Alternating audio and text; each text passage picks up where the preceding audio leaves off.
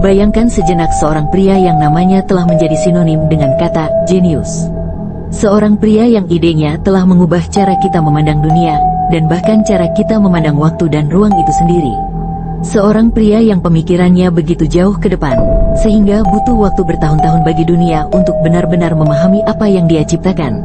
Namun, bayangkan juga pria ini, di tengah semua kegemilangan dan penghargaan yang diterimanya, merasakan kesepian yang mendalam. Ini adalah kisah Albert Einstein, bukan hanya sebagai ilmuwan yang brilian, tetapi juga sebagai manusia yang penuh dilema dan kesepian. Albert Einstein lahir pada tahun 1879 di Ulm, Jerman.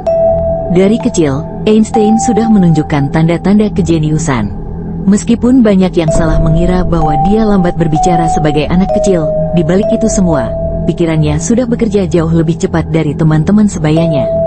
Dia sering merenung dan berpikir tentang hal-hal yang tidak biasa dipikirkan oleh anak-anak lain.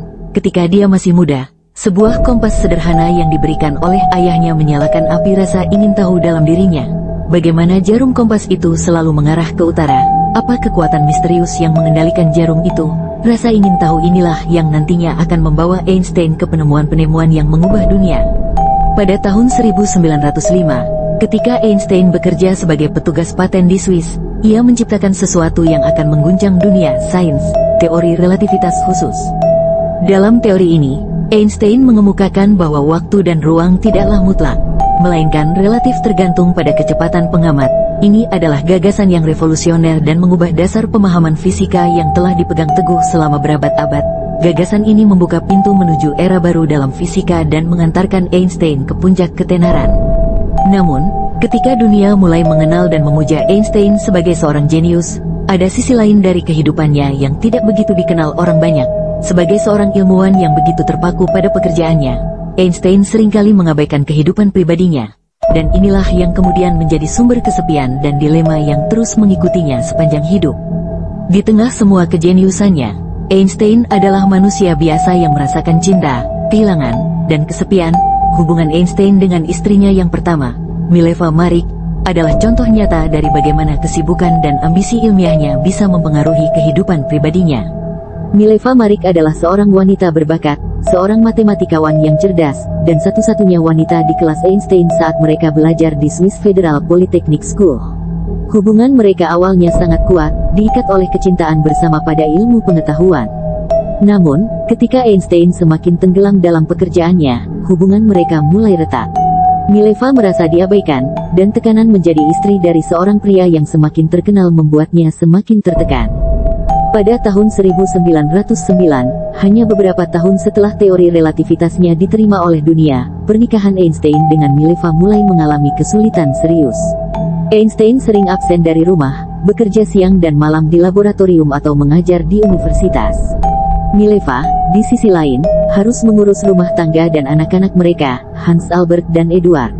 Beban ini membuat Mileva merasa kesepian dan terasing, dan akhirnya, mereka bercerai pada tahun 1919.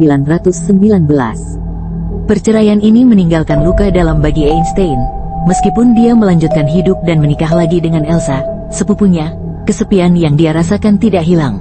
Hubungan dengan anak-anaknya, terutama dengan Eduard, juga menjadi sulit. Eduard didiagnosis dengan skizofrenia dan menghabiskan sebagian besar hidupnya di rumah sakit jiwa. Sebuah fakta yang selalu membuat Einstein merasa bersalah dan tidak berdaya. Bayangkan seorang pria yang mampu mengubah cara kita memandang alam semesta, tetapi merasa tidak mampu menyelamatkan anaknya sendiri dari penderitaan mental. Kesedihan dan rasa bersalah ini adalah bagian dari beban emosional yang Einstein bawa sepanjang hidupnya, meskipun ia jarang membicarakannya secara terbuka. Selain kesepian yang dirasakan dalam kehidupan pribadinya, Einstein juga menghadapi dilema moral yang mendalam. Pada tahun 1939, ketika Perang Dunia II semakin dekat, Einstein menerima kabar bahwa Nazi Jerman mungkin sedang mengembangkan senjata nuklir. Meskipun Einstein adalah seorang pasifis yang menentang kekerasan, dia merasa bahwa dunia tidak bisa membiarkan Jerman mengembangkan senjata yang begitu mematikan. Bersama dengan fisikawan lain, Leo Szilard, Einstein menulis surat kepada Presiden Franklin D. Roosevelt, memperingatkan tentang bahaya ini dan mendorong Amerika Serikat untuk memulai program penelitian nuklir mereka sendiri. Surat inilah yang akhirnya memicu dimulainya proyek Manhattan, yang menghasilkan bom atom pertama.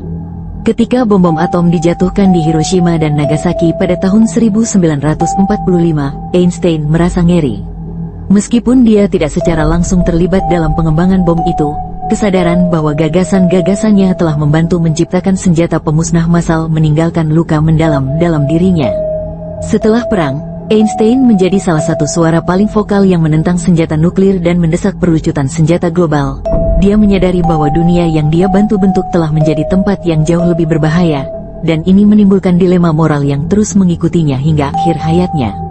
Pada tahun-tahun terakhir hidupnya, Einstein semakin terisolasi. Meskipun dia masih dihormati sebagai salah satu ilmuwan terbesar sepanjang masa, dia merasa terasing dari perkembangan ilmu pengetahuan modern yang semakin kompleks dan spesialis. Einstein, yang selama hidupnya selalu mencari teori menyeluruh yang bisa menjelaskan alam semesta, merasa frustrasi karena tidak mampu menemukan solusi akhir untuk teori medan terpadu yang ia kejar selama bertahun-tahun. Di sisi lain, kesehatannya juga mulai menurun. Pada tahun 1950-an, Einstein menderita aneurisma aorta abdominalis, kondisi yang pada akhirnya akan merenggut nyawanya. Meskipun dia menerima perawatan medis, Einstein tahu bahwa waktunya tidak lama lagi. Namun, bahkan di saat-saat terakhirnya, Einstein tetap fokus pada pekerjaannya. Dia menolak menjalani operasi besar untuk memperpanjang hidupnya, dengan mengatakan, "Saya ingin pergi ketika saya harus pergi," adalah vulgar untuk memperpanjang hidup secara artifisial. "Saya telah melakukan bagian saya, sekarang saatnya untuk pergi." Pada tanggal 18 April tahun 1955, Albert Einstein meninggal dunia dalam kesunyian di Rumah Sakit Princeton.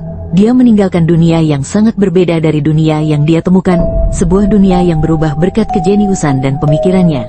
Namun, pada saat yang sama, dia meninggalkan dunia ini dalam keadaan kesepian, jauh dari sorotan yang pernah mengelilinginya. Dan inilah fakta mengejutkan yang mungkin tidak banyak diketahui. Pada saat kematiannya, Einstein telah meminta agar otaknya diambil dan dipelajari untuk ilmu pengetahuan. Meskipun permintaan ini dilakukan tanpa sepengetahuan keluarganya, otaknya diambil oleh seorang ahli patologi bernama Thomas Stotz Harvey. Selama bertahun-tahun, Harvey memotong otak Einstein menjadi ratusan bagian kecil dan mengirimkannya ke berbagai peneliti di seluruh dunia untuk dipelajari. Namun, hingga saat ini, meskipun otak Einstein telah diteliti dengan saksama, tidak ada penjelasan pasti mengapa dia begitu cerdas. Otaknya tidak berbeda secara signifikan dari otak manusia lainnya. Ini adalah pengingat bahwa kejeniusan Einstein bukanlah sesuatu yang bisa diukur atau dijelaskan secara sederhana. Mungkin, seperti yang diyakini oleh Einstein sendiri, rahasia sejati dari kejeniusan terletak bukan pada struktur otak, tetapi pada kemampuan untuk mempertahankan rasa ingin tahu dan keterbukaan terhadap dunia di sekitar kita.